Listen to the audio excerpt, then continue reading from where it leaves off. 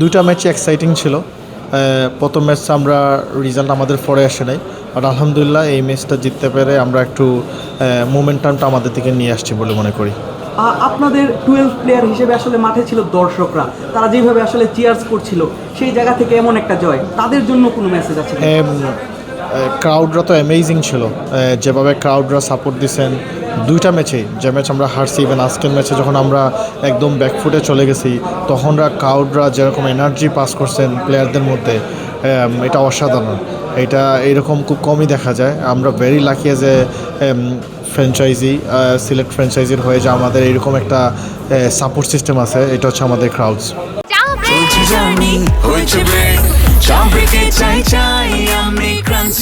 যে কোনো চা ব্রেকে বিস ক্লাব ড্রাই কেক, চায়ের সাথে আয়েশ।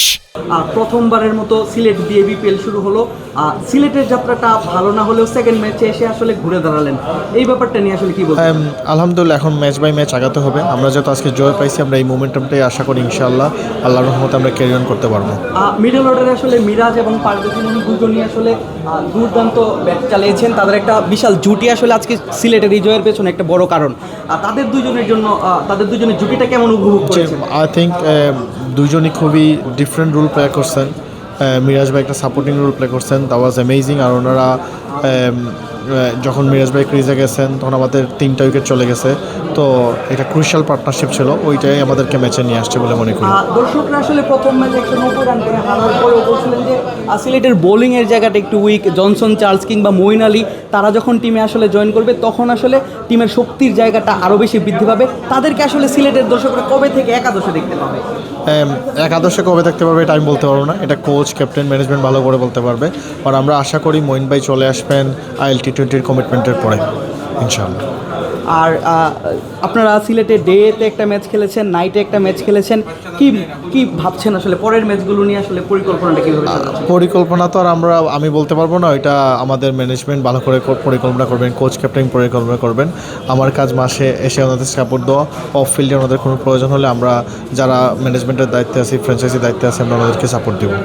অফ ফিল্ডের কথা বলছিলেন, প্রথম ম্যাচ জয়ের পরে আসলে প্লেয়ারদের জন্য কোনো সারপ্রাইজ থাকছে কিনা?